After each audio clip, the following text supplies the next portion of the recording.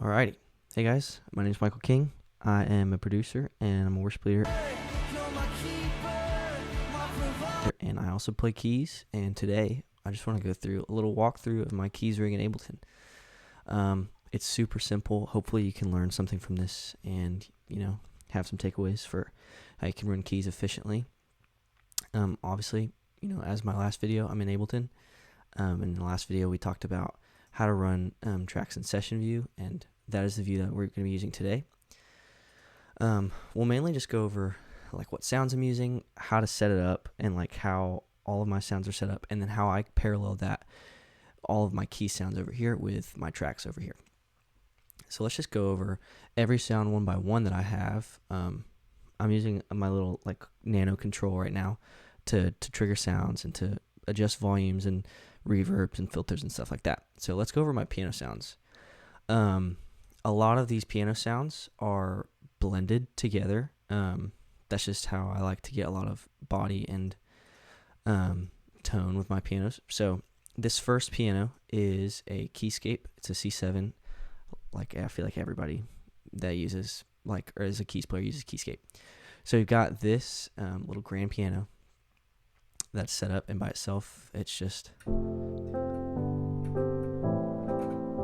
a normal grand piano.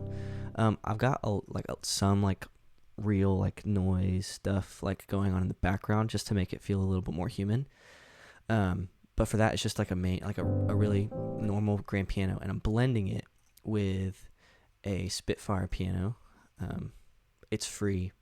Please go check it out. It will change your life. It's just a ton of character, a ton of mid-range kind of softness, and a lot of that clickety-clack stuff is what I love about it. And so I blend the two together. Obviously you can see in this instrument rack that the labs is pulled back just a little bit. So you're getting the body from the labs, and you're getting a lot of that top end attack from the C7 from Keyscape. So that's my main piano patch. Obviously it's super dry, but we'll get to the reverbs and stuff in just a second. So yeah, that's the first piano I like to use, and then we'll go over to this upright piano that I don't use too often, but in certain situations it's kind of cool to throw it around. So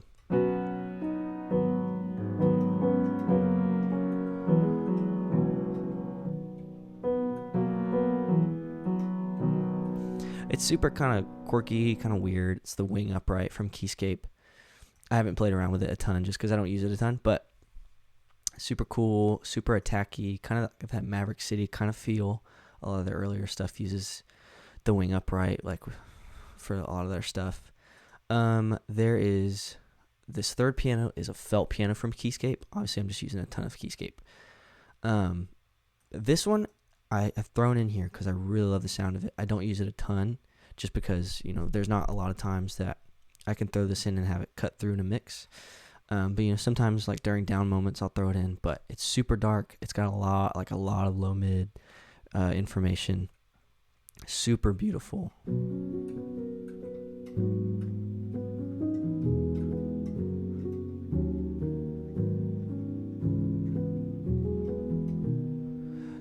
It's not super loud right now because I really haven't played with it yet. I want to get a lot of this kind of tone stuff figured out, but it's beautiful. I love to use it. And then that Spitfire piano, I have it by itself for down little underscoring moments.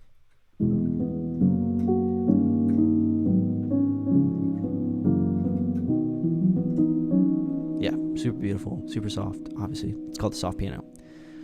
But yeah, so that is it for pianos, and I'm running it to this bus. It's a fake little bus. It's just the audio track that I'm sending it to. Let me find it. Yep, so I'm sending it right here, audio to pianos 1, 2, and that's going out of my interface through 1 and 2. But let me fix that really quick. I don't know why it's doing that. And that's where all of my reverbs are and some other stuff. So let's look. I've got a compressor going right now. It's just compressing about 3 dB worth.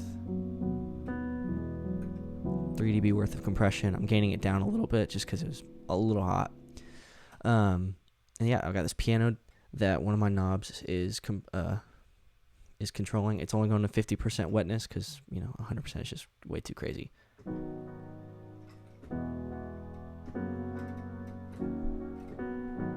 Yep, it's just a simple, I think it's a quarter note delay. I might be wrong. But then I've got this reverb that a lot of times I'm using. I'm not using it to super verb it out, but this is at full capacity that I run it at. And that's just super verbed out. I typically kind of roll it back just a little bit.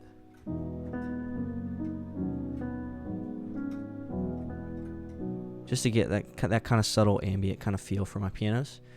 But yeah, so let me talk about how I'm actually triggering these different sounds. Oh, and I also have this little octave thing to give it a little bit more punch. It's super subtle, but when I'm playing super big octave lines, it lets it poke out a little bit. So the reason I'm running all of these sounds in one little channel strip rather than a lot of people have 6 different MIDI tracks for every instrument, but I'm using an instrument rack. And I'm using this right here is called Chain Selector. And so all of these MIDI notes are mapped to a chain selector. So what you do is you go to your instrument rack and you drag in. Let's just drag in a random instance of Keyscape. Boom. So there we've got our instrument right here selected, and it's got its little chain right here. And so if I were to open up a MIDI track, go to launch, or not launch, sorry, you go to envelopes, go to instrument rack, and then your chain selector, it's automatically going to trigger the number 0 chain, which is where your keyscape, this new patch is. So when you trigger it, it's going to trigger that blank keyscape patch. So if we don't want that to be on 0 because our off button is on 0, so you would move it to however way. So we've got 4 pianos. So you'd put it at 5th spot. You select this MIDI note, and you'd go to your MIDI clip up here. Name it. Oops, wrong button. Name it. Sorry. Name it Keyscape, and you select it. Go to your envelopes, and then move it up to 6. So now when you go to off, you select the off, nothing. And when you select the keyscape, okay, so I had a little mess up, but so you get your keyscape patch loaded in your instrument rack, and you move it from where it was at 0, and you would move it to where your next open spot is. So you got 4 pianos, you move it to that 5th spot. Select that new MIDI clip that you've opened and move the chain selector to 5. And so when you select the off switch, it's off. And when you select the keyscape, it's triggering. It's kind of weird, kind of confusing, but it allows you to use one MIDI track for all 4 of these pianos. So on the first chain, I have the C7 selected with that Labs piano. So you can see they're on the same chain. The second one is that upright, which is kind of jumping around a little bit. And then that third one is that felt piano from Keyscape, which is way quieter, but we'll figure that out later. And then the fourth one is the Labs piano, whatever. And then that last is just an off switch for, whenever you don't need a piano, which I rarely use. But yeah, and then you want to make sure that your monitor is always on. So, because if it's on auto and you're playing a grand piano and you need to switch to an upright, when you have the monitor on, it is always gonna follow where you're playing, and it's gonna follow your sustain pedal. So there's not gonna be any dropouts. You can guarantee it when your monitor's on and when your arm is activated. Yeah, there you'll have no dropouts from sustain pedal, and yeah. So all of my chain selectors I'm using chain selector and instrument for all like 3 of my sections. So I've got my pad bus setting to my pad. My pad sounds running to a pad bus, and then my stacks, which are like synth leads and other stuff like that, going to a synth bus, and they're all using instrument racks. So let's go to pads. This is like where the fun stuff is, to me at least. So I've got this huge church pad that I feel like everybody uses, it's like just a stock Omnisphere pad that I'm adjusting a little bit. It's like the Digi church pad. And on the bus itself, I've got a cutoff filter that I have mapped to my nano control, and then I've got some reverbs that I'll come back to in a second. So I've got the church pad armed, and I've got that cutoff. It's just super big and wide. You make it all the way bright, and it's just massive. Cuts like a truck. You know what I mean. Super big. That's like probably my main pad that I use a lot. That and this Juno pad that I'm going to show you in just a second. Those are my biggest pads that I use right now. But this is just like it's dry pad signal. The second one is the soft drawbar organ, I believe, when I go to it, from Omnisphere. I'm using a ton of Omnisphere too. We love Spectrasonics over here. This is also just a normal stock patch from Omni. It's super weird and interesting, but it's super soft, and I use it for like down moments and I drench it in reverb and some other stuff. But yeah, I've got this Juno pad from Tao. This is like my favorite plugin. So I love it. I've had it for like God knows how many years. I've been using like plugins and stuff, but this is like my first paid plugin. I don't think I'm ever going to get rid of it, but it's just a nice, vintage Juno.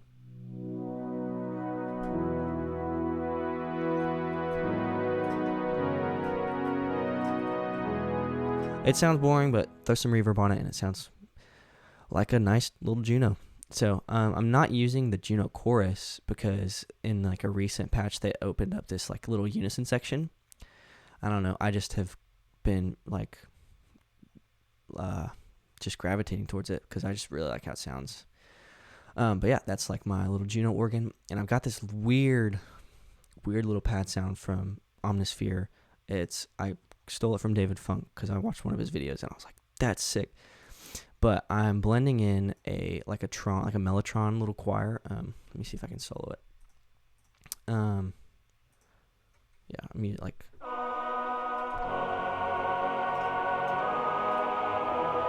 Yeah, it's like a Mellotron with some portamento, and then this organ-ish type thing. Super lo-fi with some more portamento, but just the two of them blended in is just super massive. I don't really find a ton of use for it in like a worship setting. But, there's some songs that call for a really cool, like, Mellotron sounding thing. Put the cutoff down a little bit. Oops. But yeah, it sounds super cool. I love, like, the way a vintage Mellotron sounds. And this is the closest one I have without spending, like, 10 grand on one. Let's go over reverbs super quickly. I've got, on my pad bus, I've got this huge reverb. This one I am going to 100% when I turn the knob. Typically I stick around like 75% mark, just so it's not super drowned out. But as you can tell, there's like a huge difference between dry and then wet. It just adds a bit more depth, a bit more dimension for all of these pads. So even the organ pad, like as dark and as ambient as it already was, it's like, even more ambient now.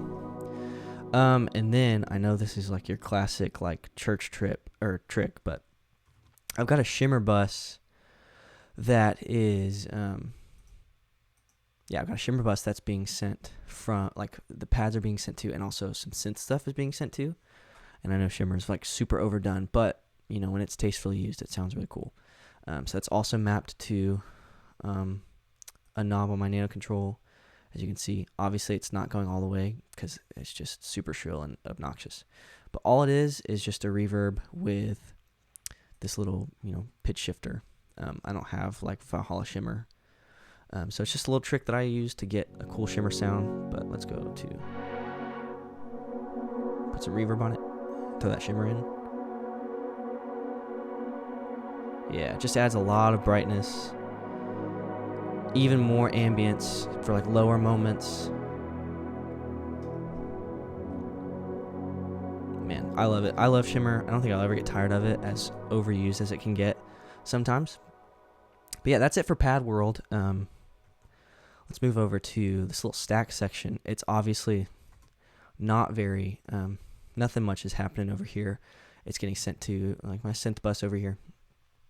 But it's just this saw wave from the Tau plugin, just for like big lead lines.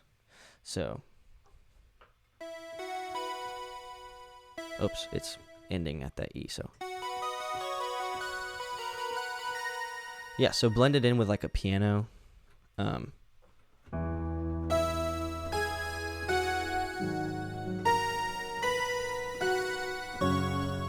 Yeah, it's just super cool to have, and throw some reverb on it.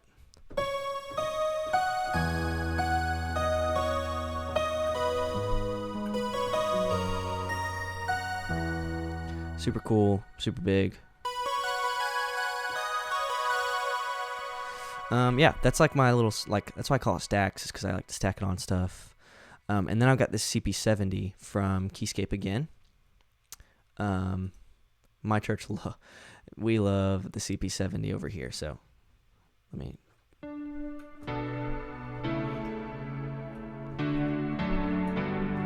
Yep.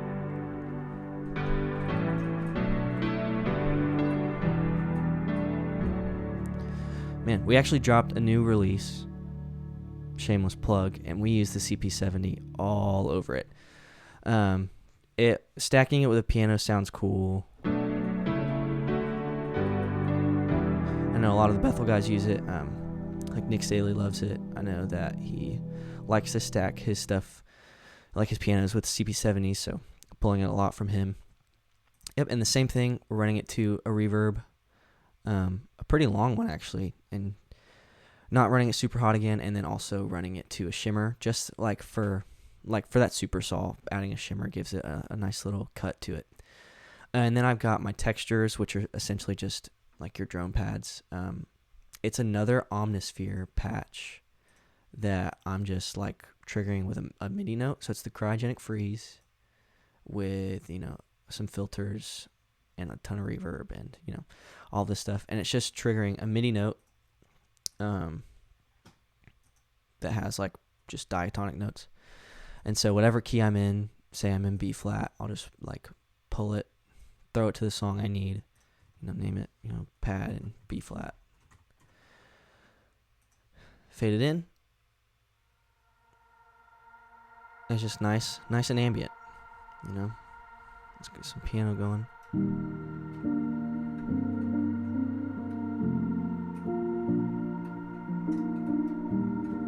Super cool. And if I needed to go to the key of F, oops, wrong button again, my key.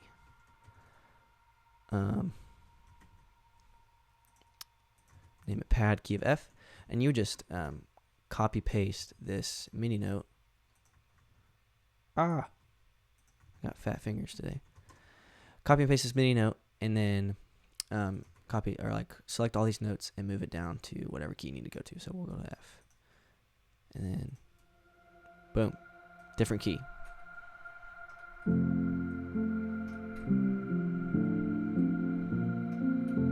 So super bright, but also I don't know, it kind of rips when you're in a big section. I don't know, it just kind of gives it this nice little top end kind of feel.